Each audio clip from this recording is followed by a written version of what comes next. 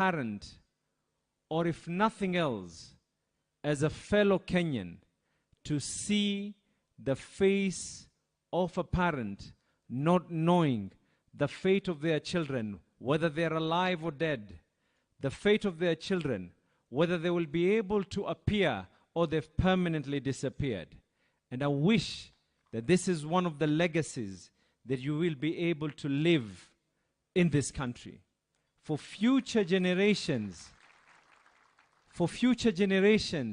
to be able to emulate, that we can be able to have justice without necessarily trying to target people by virtues of the colors of their skin or by virtues of their religious practices. Second thing, Your Excellency, and again, I speak this not by the hat that the people of Mombasa bestowed on me, but I speak this as a parent, and I speak this on behalf of every single other person. If there's something that disturbs us, is the effect of drug abuse amongst the population. This is something that I can assure you, there is no one here who will be able to refuse with my simple sentiments that make sure that you empower the police officers so that we can be able to flush out those who are doing all these levels of crimes, Your Excellency. And lastly, Your Excellency, when I was in Parliament, if there's one law that I'm proud to have been part and parcel of, was the Waqf Act, which is now law. We debated, we went through it, called out all stakeholders, and there's only one thing that is remaining, so that we can be able to comfortably say that we left a legacy, but we now want to see that legacy translating into results. We call upon you, Your Excellency, to now appoint those commissioners and set up through the Attorney General, and you appoint the chair, so that Muslims can be able to now comfortably receive that had been donated by our forefathers in a rightful way and in a way that can be able to be in line with every single person. So once again, I want to thank you for the excellent iftar that you've been able to invite us on, Your Excellency, and on behalf of the people of Mombasa, thank you once again.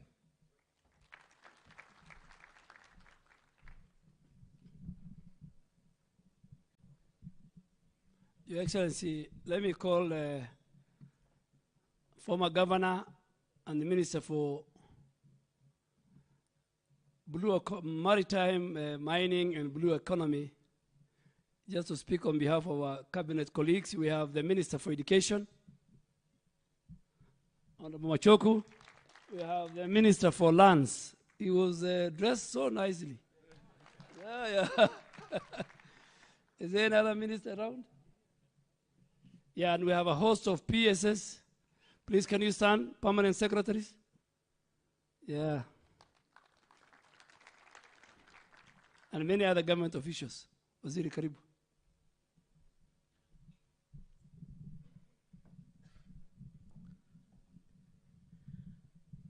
Asante sana Mheshimiwa Rais Dr. William Samoei Ruto, Mheshimiwa Prime Cabinet Secretary Musalia Mudavadi, mawaziri wenzangu, wastahiki, magavana, wageni waalikwa, mabibi na mabwana, assalamu alaikum wa rahmatullahi wa barakatuh. Mheshimiwa Rais, nichukue tu nafasi hii fupi kwanza tuweze kumshukuru Mwenyezi Mungu kwa kutuwezesha kukutana hapa na pia kutuwezesha kufunga mwezi huu mtukufu kufikia hivi leo.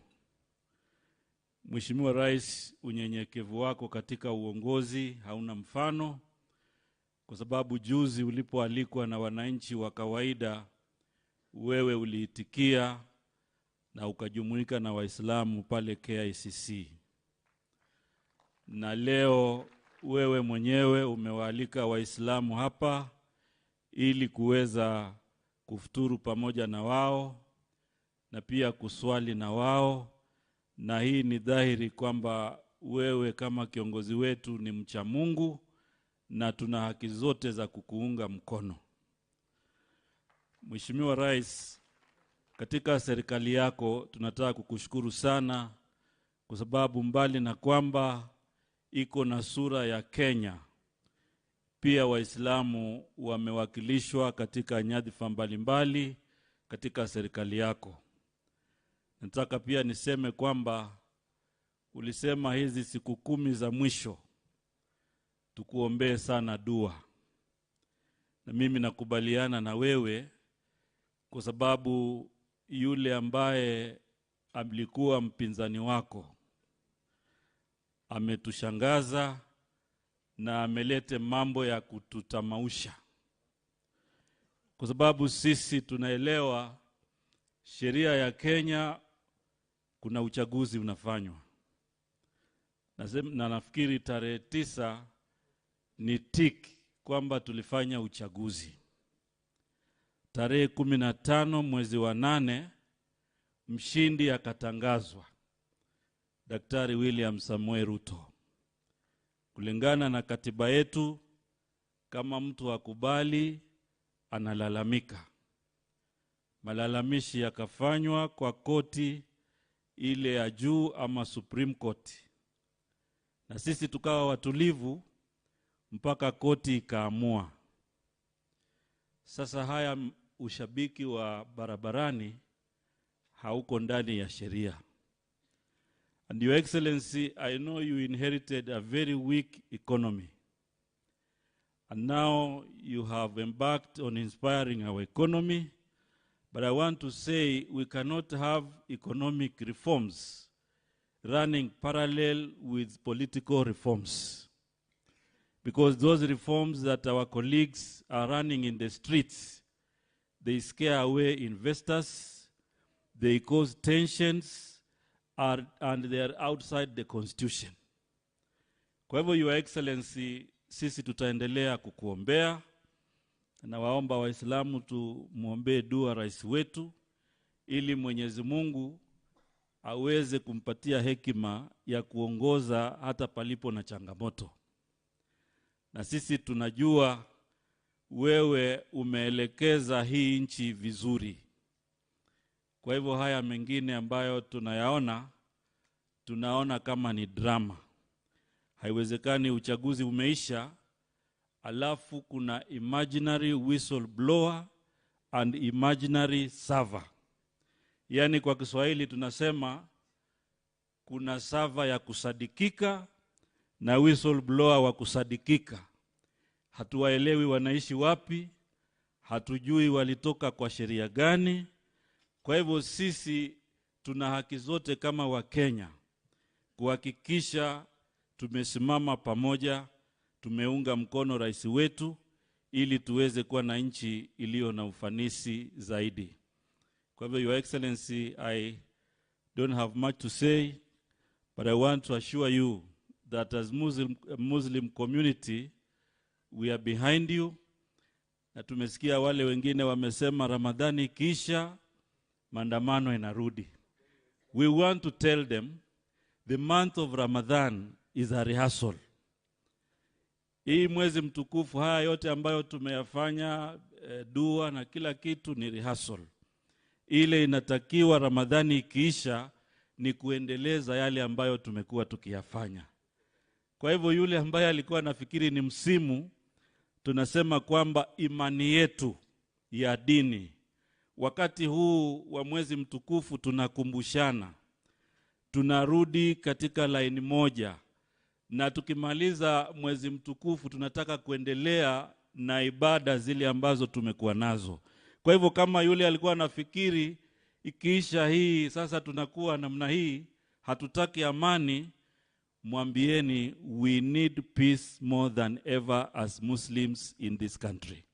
Asante sana Mheshimiwa Rais. Mwenyezi Mungu awabariki.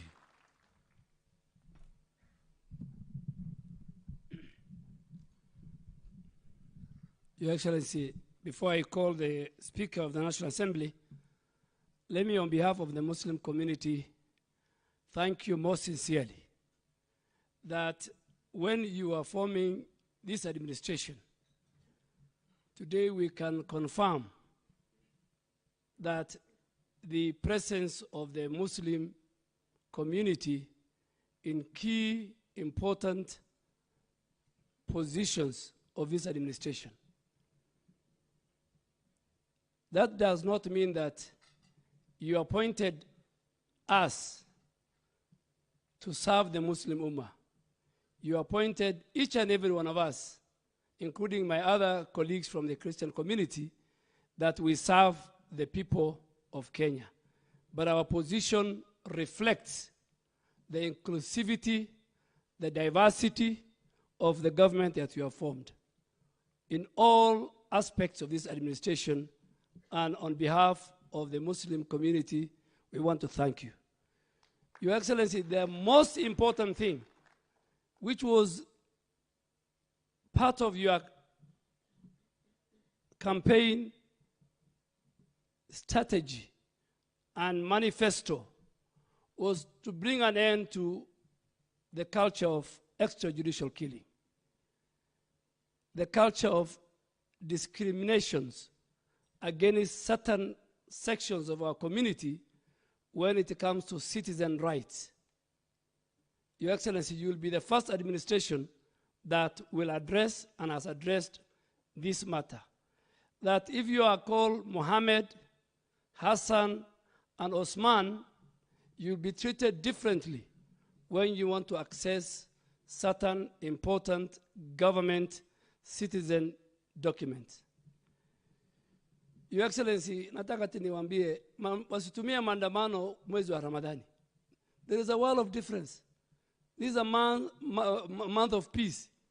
Na hata walipiga maandamano paka 20th of Ramadan.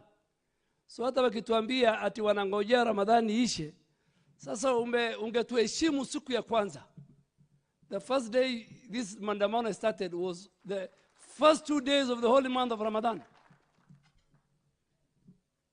And Your Excellency, because you and the Honorable Musalia and myself, we are part of the original partners of the leader of the opposition in 2007 and 5. I have never seen, and every night it amazes me, that the electoral process in our country passes through constitutional parameters. The preparation of the elections, the conduct of the elections, the announcement of the results, the position of the Supreme Court. Then 7 months later, somebody, Your Excellency, comes up and says, there is a whistleblower who we don't know. That whistleblower is more important than the Supreme Court. That whistleblower says more truthful than the Independent Electoral and Boundaries Commission. And I think time has come when the people of Kenya must stand up and say, we are tired of these shenanigans. Election comes and they go. If you want to say you want to share power with this administration, then the best thing to do is Hassan Omar and Abdul Samad Sharif should share power. They competed against each other. And Abdul Samad Sharif won the elections. Today he's the governor of Mombasa. And there are many other members of parliament, including our leader, Mheshimiwa Farah Maalim. So if the culture is every time you lose fairly and squarely, you say you must share power, then in the end, the whole essence and importance of election will lose meaning. Why do people go to elections? One, to get power. And if you don't get power, you become the opposition, and you prepare yourself for the next election in all developed democracies. So, Your Excellency, I think you'll spend more time in making sure that you fix the economy, you install the rule of law, and you bring equity and fairness. Sasa nataka nimwite speaker, lakini kabla sijaita speaker, yeye anapenda kusema Wasomali wanasemanga isdeji. But he didn't tell you the history of this isdeji. You know, when he was the Minister of Foreign Affairs, he participated in the reconciliation process of the Somali peace process, a number of them. And he told me one time, he told me at the heat of the matter and the reconciliation, there was a lady who stood up and she slapped a man. She slapped and she knocked him down. So the rest of them came up. When the guy wanted to beat the lady, they told him, it's deji. So, Honorable Speaker, it's your turn. Please come and talk to the Muslims, and then invite the Prime Cabinet Secretary, who will in turn invite the President. But at least people know the history of Isdeji.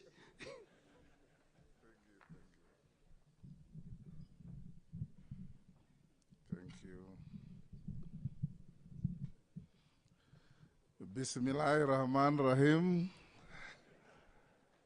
Your Excellency, our President,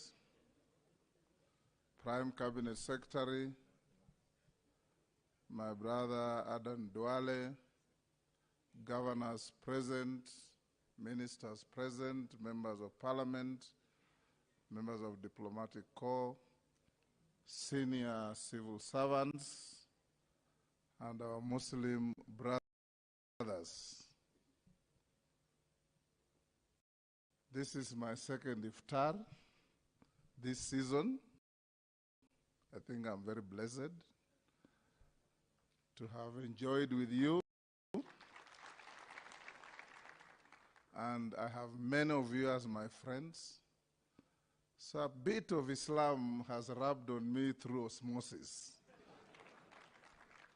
I work with many, and I admire your way of life. Because from the time you wake up to the time you go to rest in the evening, you are governed by the Holy Book. And I've taken time to read the Quran. I have an English translation Quran. And the more I read the Quran, the more I see the Old Testament of the Bible. They are almost identical in many respects.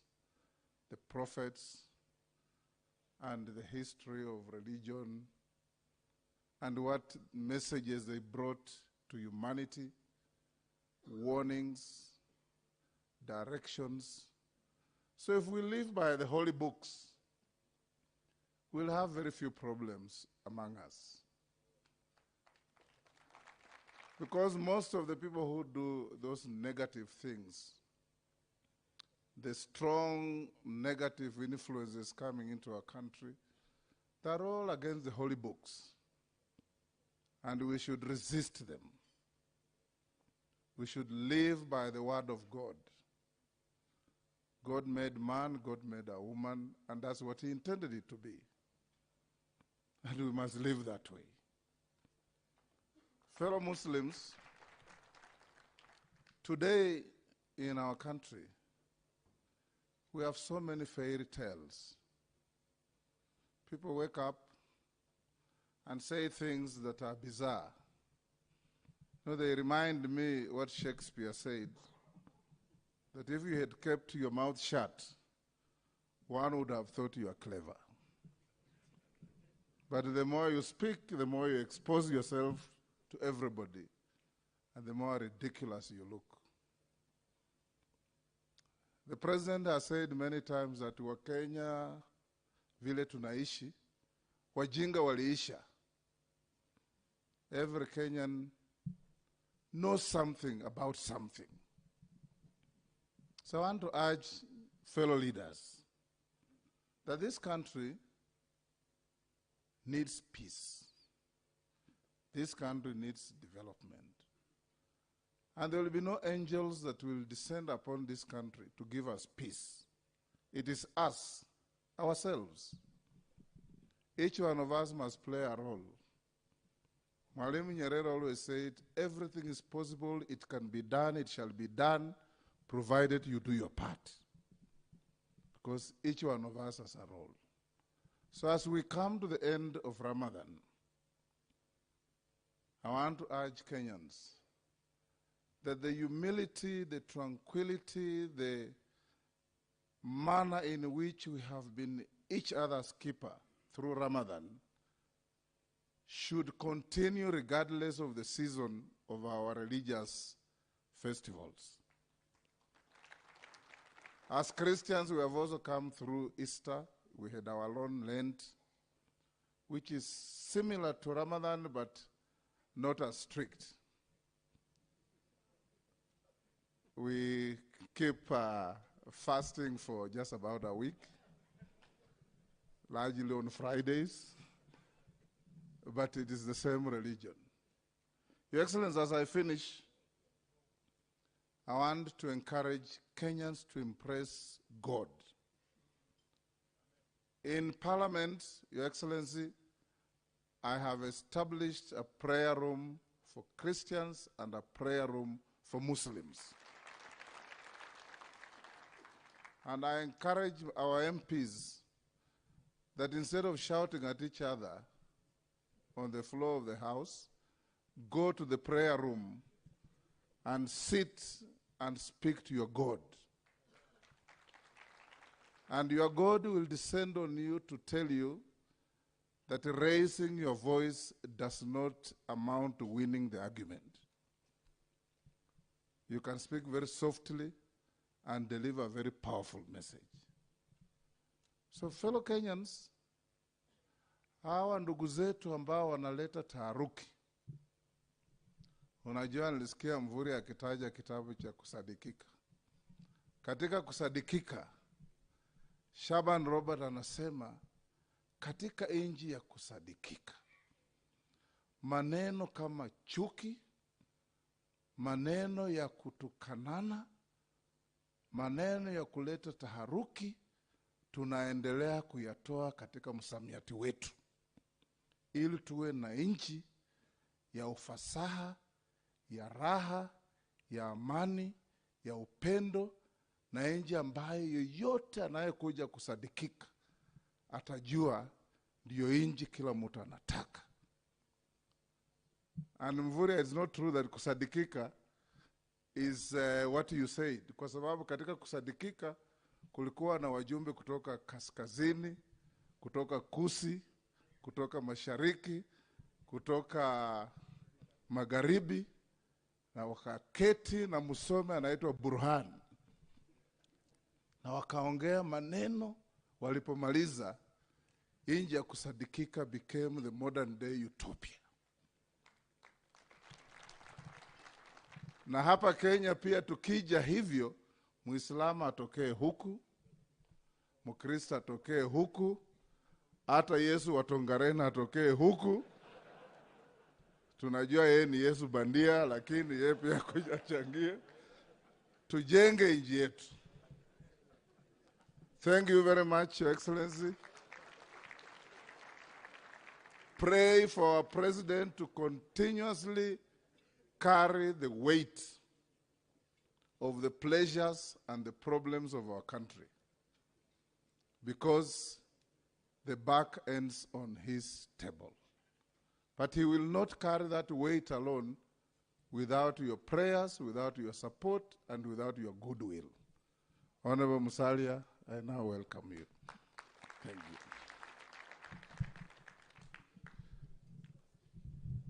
Unataka niseme is stage. Is stage, is stage, is stage.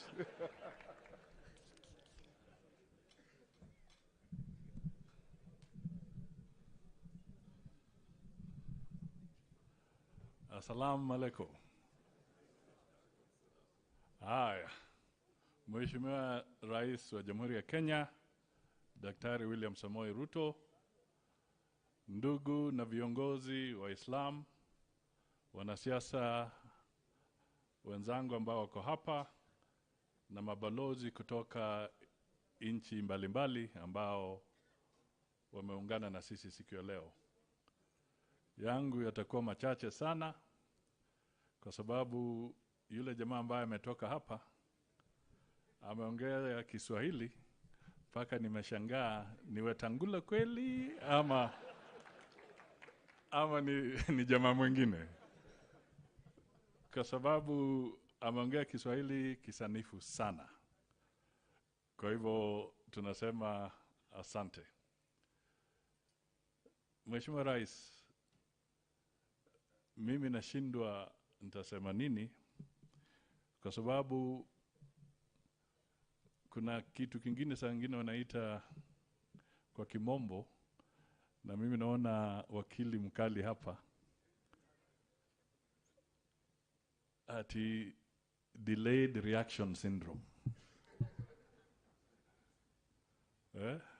Sijui kwa Kiswahili tunaweza semaje? Delayed reaction syndrome. Kwa sababu Waziri Mvurya ameeleza na wengine wameeleza, uchaguzi ulifanywa miezi sasa inaelekea 7, alafu mtu anasema kwamba kuna jamaa alikuwa anapiga firimbi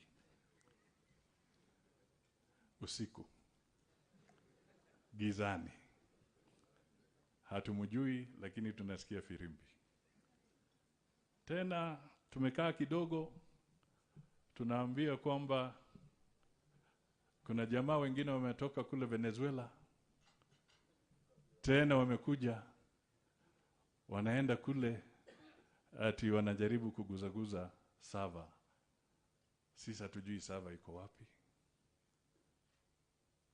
Sasa tumeona kwamba kweli watu wanafikiri wa Kenya ni mabaradhuli.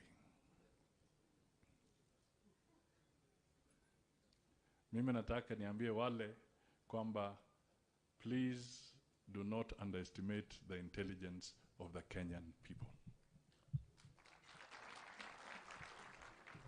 Don't underestimate the intelligence of the Kenyan people. They normally say, if you think education is expensive, try ignorance. Now we ask ourselves, if you think peace is expensive, then try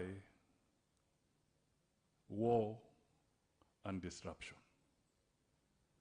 Kuna mnenaji mmoja amekuwa hapa, amesema walikuwa wamepanga wakutane na ndugu zetu ambao wako Sudan, na hizo mpango zote zimepotea kwa sababu sasa vita vimetokea kule. Ndugu, na wasihi tusaidiane, tujenge uchumi wetu, tujenge taifa letu, tubadilishe maisha ya Wakenya ambao wanahitaji maisha yao ibadilike kwa njia inayofaa, kuwapatia ajira na kuhakikisha wanaweka pesa mfukoni. Hilo ndio lengo letu. Kwa hivyo tunawasihi tu tusimame imara na tuende mbele, na tutii sheria na tutii katiba. Sasa tumemaliza uchaguzi, wengine wanaenda Kamkunji, na mtu anasimama pale anasema yeye anataka aunde serikali yake isiyo ya kikatiba, isiyo halali, alafu asema anaanza kutaka kutoza ushuru ati waunde serikali yao. Kupitia kwa njia gani? Na kuna katiba ya Kenya. Huo ni uchochezi. Hatuna nafasi ya uchochezi. Tusimame pamoja, tujenge taifa letu na tutii sheria, ndio Kenya yetu itakuwa nzuri. Sasa Mheshimiwa Rais, kulikuwa na mjumbe mmoja, najua ulimjua, alikuwa anaitwa Ali Bidu kutoka upande wa Kwale. Wakati waziri alikuwa anaenda kwa bunge na una swali la kujibu, anaanza mapema kabla hujafika kwa microphone kutoa vitisho. Anasema, jibu waziri, jibu. Waziri, jibu. Sasa Mheshimiwa Rais, hawa ndugu zetu Waislamu wamezungumza hapa, wametoa mapendekezo zao, wametoa mwelekeo wao.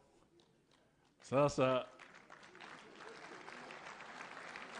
mimi nataka nikualike tusimame sote na nimwambie Rais wa Jamhuri ya Kenya, jibu Rais, jibu. Jibu Rais wa Kenya, jibu.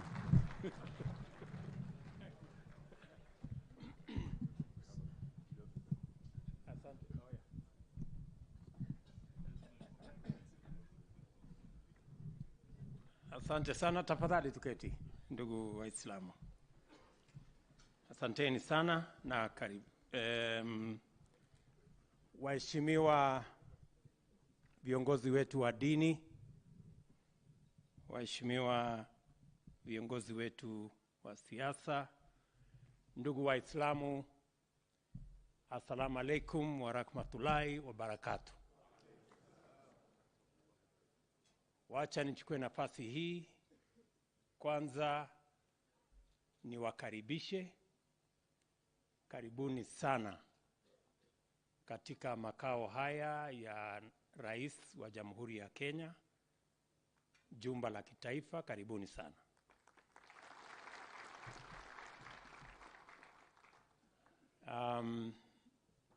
Wakati tulikuja katika ile mkutano ya iftar kuelekea ICC, niliwaahidi ya kwamba nilikuwa na mpango na nilikuwa nategea ile siku mzuri, na nimesikia ya kwamba pengine hii ndio hiyo siku ile ya Lailatul Qadr. Hii naona ni leo, kwa sababu ukisoma katiba ya Kenya kipengele ya kwanza inatoa heshima kwa Mwenyezi Mungu, na ni wazi katika katiba ya Kenya inasema recognizing the supremacy of God. Kumaanisha hii ni nchi ambayo inamcha Mungu, na kwa sababu nchi hii ni nchi ambayo inamcha Mungu, na mimi ndio rais wa hiyo nchi ambaye inamcha Mungu, mahali hapa ni mahali pa kumcha Mungu. So mkiwa hapa, you are in the right place as religious people, as people who believe in God. Nilikuwa hapa wakati mwingine na maombi kwa sababu ya uchaguzi. Watu wengine wakaanza kusema huyu bwana amebadilisha ile mahali, imekuwa ni mahali ya maombi. Najua hata kesho watasema tena ule bwana amebadilisha ile mahali, imekuwa mahali ya maombi. So nataka niwaambie wawache kujisumbua. Hii ni mahali ya maombi, na itaendelea kuwa ni mahali ya maombi, kwa sababu Kenya ni nchi ambayo inamheshimu Mungu na inamcha Mungu. And as a person who believes in God, and as a religious person, I take a lot of pride in associating with people who believe in God.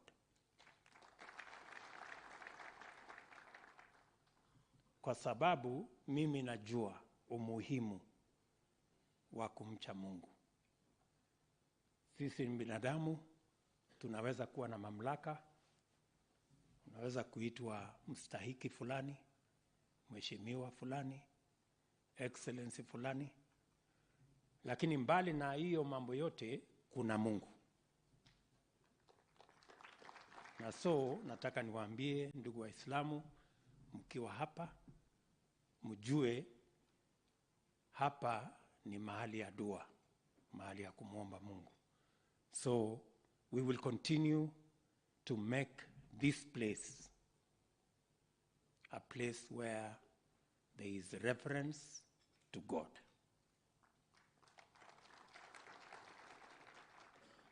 Watu wengine wengi nasikia wanalalamika, sijui nini, mbona tumeenda huko kwa maombi ya iftar.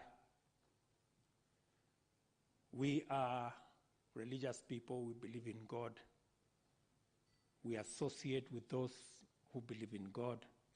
We keep the company of those who believe in God. And we have no apologies to make to anyone.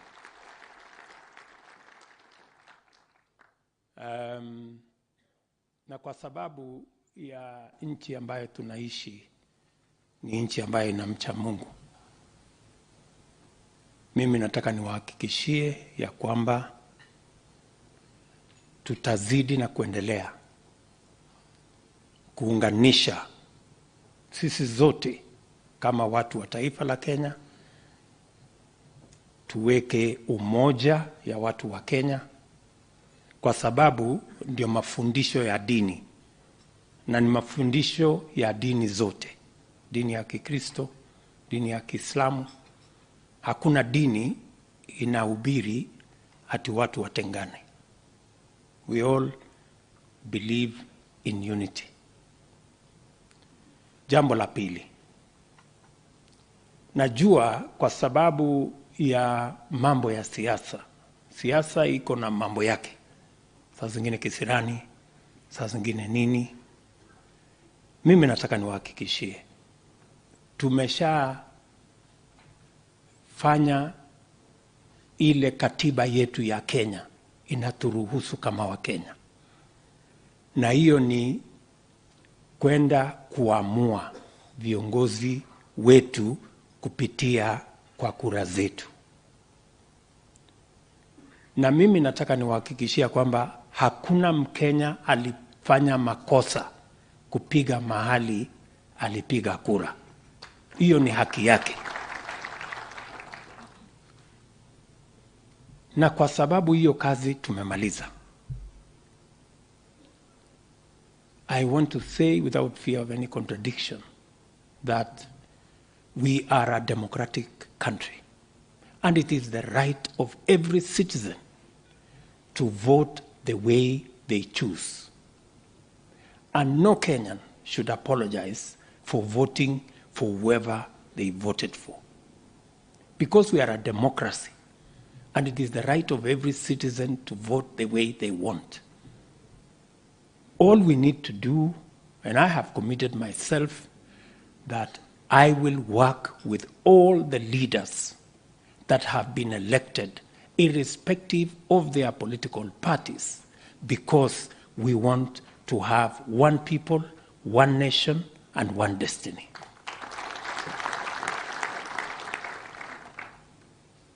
Hiyo ndio tunataka. Sasa kwa sababu uchaguzi imemalizika, sisi wote tumepiga kura vile tulikuwa tunapenda. Sasa nafasi yetu ni kuungana, ili mambo ya viongozi tumemaliza na uchaguzi. Ile kazi imebaki sasa ni sisi kuungana kama viongozi, tuweze kufanya kazi ya wananchi, tutekeleze manifesto yetu, tupange mambo ya maendeleo, tupange vile tutaenda mbele. And that is my commitment to you as my Muslim brothers, to the people of Kenya, that it's time for us to close ranks, to work together for the good of our country. Hakuna nchi ya watu wa serikali, hakuna nchi ya watu wa upinzani. Hii serikali mimi naendesha ni serikali ya Wakenya wote, wale waliopiga kura pande zote, kwa sababu hivyo ndivyo katiba yetu inavyosema. Mimi vile vile nataka mjue hivi, niliahidi kwa sababu nilisimama sehemu nyingi na nikawaambia nitasimamisha mambo ya extrajudicial killing. I made a commitment in the campaign trail that no mother, no parent, no Kenyan is going to experience the trauma of losing their loved ones in circumstances that cannot be explained by the government of Kenya. Wakati hii matatizo ilianza ya extrajudicial killing, mbeleni ilikuwa ina target Waislamu eti kwa sababu ya mambo ya Al-Shabaab. Lakini mwisho, kwa sababu mambo yakianza maovu hayana kiwango na hayana kiasi. Finally, what happened? It was no longer Muslims. We allowed this thing, and many people were kept quiet when Muslims were losing their loved ones. But what happened? We ended up with bodies in Yala of people who are not necessarily Muslims. We ended up with bodies in Garissa huko kwa river. We ended up in bodies in national parks. We had a whole container ya kuua watu hapa kwa Kilimani police station. You know? That is what happens when we keep quiet, when the wrong things are happening.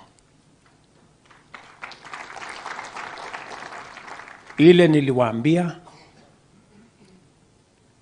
no Kenyan will again go through maneno ya extrajudicial killing. It will never happen in this country again. Vile vile niliwaahidi wa Kenya ya kwamba we are going to have one law for all Kenyans.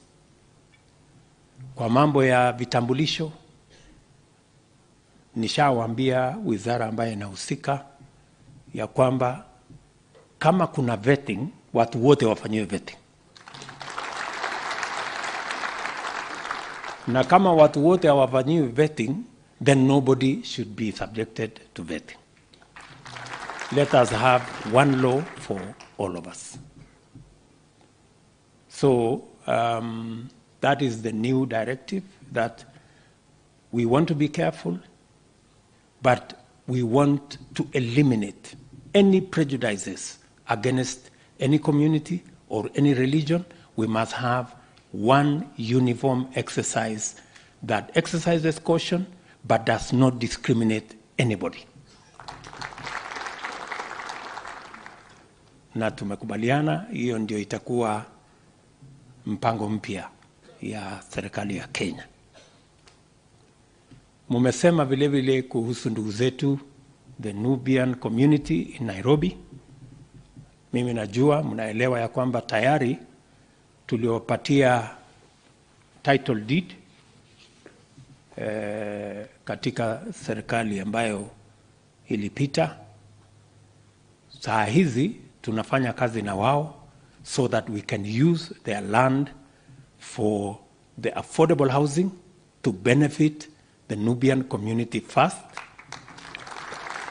and even those others who are going to benefit after them. The Nubian community will be the investors in the process that we are engaged in. Vile mmeuliza, if I get, and I want to work with the leadership of the Nubian community so that we can recognize them as also a Kenyan community.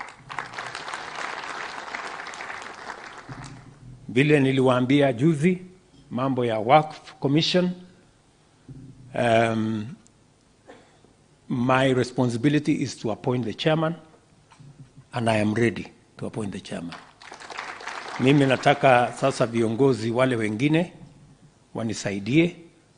The Attorney General already ako tayari.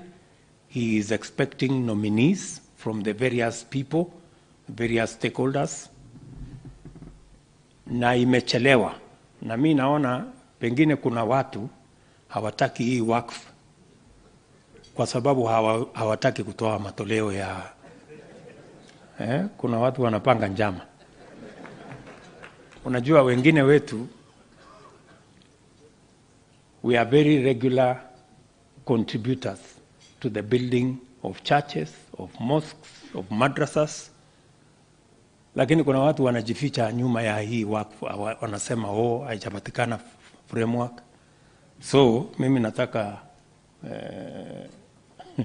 Mheshimiwa Hassan na wabunge wale wengine na viongozi wa Kiislamu, tafadhali tusaidiane. Mimi nikipata hiyo majina haiwezi kubaki hata hapa siku moja. I will make the appointment. If you go to my office, it's at the corner somewhere there. You will not find a piece of paper on top of my desk. You will never find it, because every piece of paper that arrives in my desk, I make the decision. Because I believe it is better to make even a weak decision than not to make any decision at all. So, ikipatikana this week, next week, whenever, hiyo kazi tutaikamilisha, ndio tuwe na framework kamili ambayo itatusaidia kwa shughuli hiyo ya wakfu, ambayo itatusaidia katika kusupport the less fortunate in our society, to support the construction of additional institutions, religious institutions in the Muslim community, and the other items that are required. Sitaki kusema sana. Mimi nimefurahi sana mumekuja ili tupate pamoja iftar jioni ya leo, kwa sababu mimi naelewa Biblia zaidi. Na Biblia sasa mmenisaidia leo, mmenipatia Quran. Na nimepata mwongozo ya kwamba niende nisome. Unajua kuna story iko kwa Biblia. Nasemekana kuna jamaa moja alikuwa na sherehe. Akaitana, katumana, ita watu wapande hiyo, ita watu wapande ile, ita watu wapande ile. So siku ya sherehe yenyewe, wale watu wote ambaye alikuwa amewaalika hawakufika. Sasa ikambidi aende barabarani. Aende angoje tu mtu yote anapita anasema, nani kuja? Iko chakula, iko nini, iko nini. So mimi nawashukuru sana. Ningepata matatizo kubwa sana.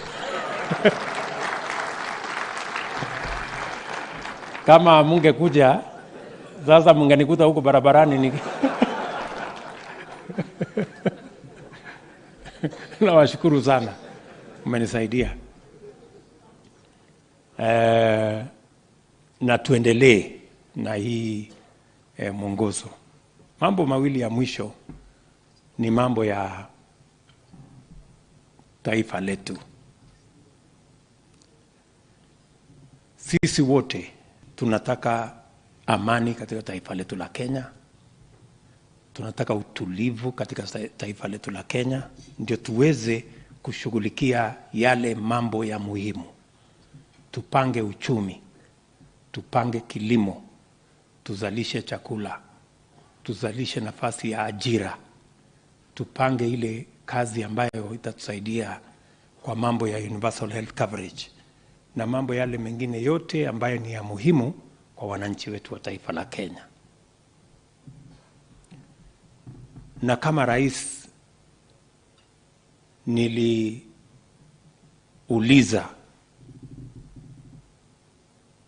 my brother Raila Odinga kwamba tuache maandamano, tuache fujo, inaharibu mali ya watu, inaharibu biashara ya watu, damu inamwagika, fujo ndio hiyo, na matatizo hiyo yote ambayo iko katika hiyo kiwango. Sasa nimeona tena wanalalamika, wanasema mbona Ruto ameita Raila my brother? Angemuita mtu ya kitendawili. Sasa mimi nataka niwaambie hawa jamaa, please, wacha nirudie tena, my brother Raila Odinga, tuwache maandamano. Kama kumuita Raila Odinga my brother ndio itasaidia awache maandamano, awache fujo, mali ya watu isiharibike, biashara ya watu isiharibike, mimi nitamuita my brother mara 10, hata nitaongeza my dear brother.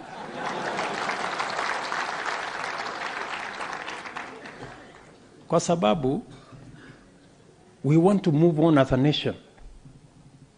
Yeah. Na mimi ndio niko na jukumu sasa ya kuhakikisha kwamba tunapanga mambo ya uchumi, tunapanga mambo ya kilimo. Sasa wananipigia makelele, wanataka unga ipungue. Sasa na hii fujo yote na kuharibu mali ya watu, unga itapungua namna gani? Si watulize maneno hiyo, nipange.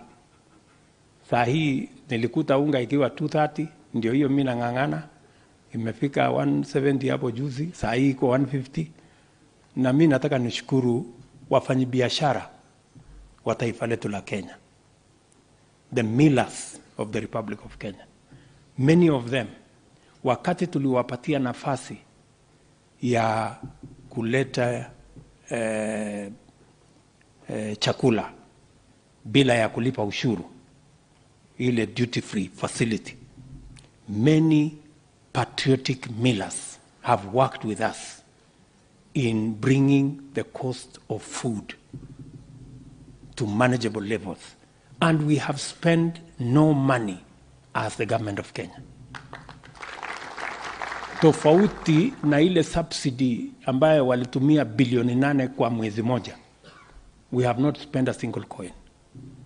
It is the plan we have, the innovation that we have worked with our millers, and I must thank the patriotic millers that have worked with us so that we can bring the cost of food down, manage the cost of living, and I want to promise you that that is the direction we want to go. So nataka niwaulize ndugu zetu, tafadhali, tumechakua kamati vile tulikubaliana, wamechagua watu yao, tumechagua watu wetu. Let us give this committee a chance, waongee hiyo mambo yote iko huko ndani, alafu tutapata suluhu ya hayo maneno. Meanwhile, tupate nafasi wakulima wetu warudi shambani, tupate nafasi ya universal health coverage, tupate nafasi ya kushughulikia uchumi wetu, ili tuweze kupeleka taifa letu la Kenya mbele. And I want to promise you that we are determined to change our country. We are determined to make sure that our economy is on sound footing. Na hiyo ndio kazi tutafanya. Mwisho kabisa, nakubaliana na viongozi hapa. Madawa ya kulevya inaumiza taifa letu la Kenya. We have a serious problem with drugs and drug abuse. And we must have a concerted effort. We must deal with it, starting with parents in religious institutions, in every church, in every mosque, in every corner. We must work together so that we can deal with the challenge of drug abuse. I promise you that we will do our part as the government of Kenya, especially to stop the sale, the production of illicit drugs, alcohol, that is destroying many young people in the Republic of Kenya. We are developing a comprehensive plan. I have asked my deputy to have several meetings, and in the next 1 month, I think he will conclude the meetings so that tujue vile tutashirikiana. I want to ask you as parents, as leaders, as religious people, tushirikiane pamoja ndio tuweze kutetea taifa letu na kuhakikisha kwamba tunashughulikia hiyo janga ambayo imetupata. Otherwise, nataka niseme asante sana kwa muda wenu kwa kuja ili kushiriki iftar hii jioni ya leo. Nawatakia heri. Najua pengine hii itakuwa hapo mbele.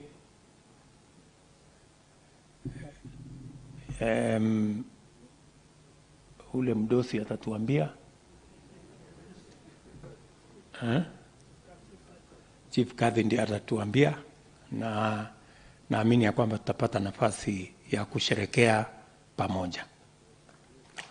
Asanteni sana. Eid Mubarak. Mkipata hiyo nafasi. Thank you very much and God bless you.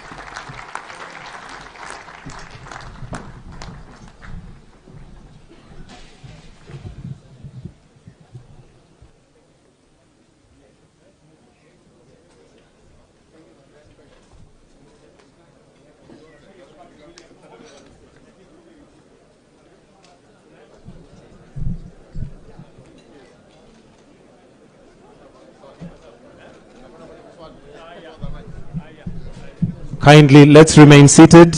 Let's just remain where we are as we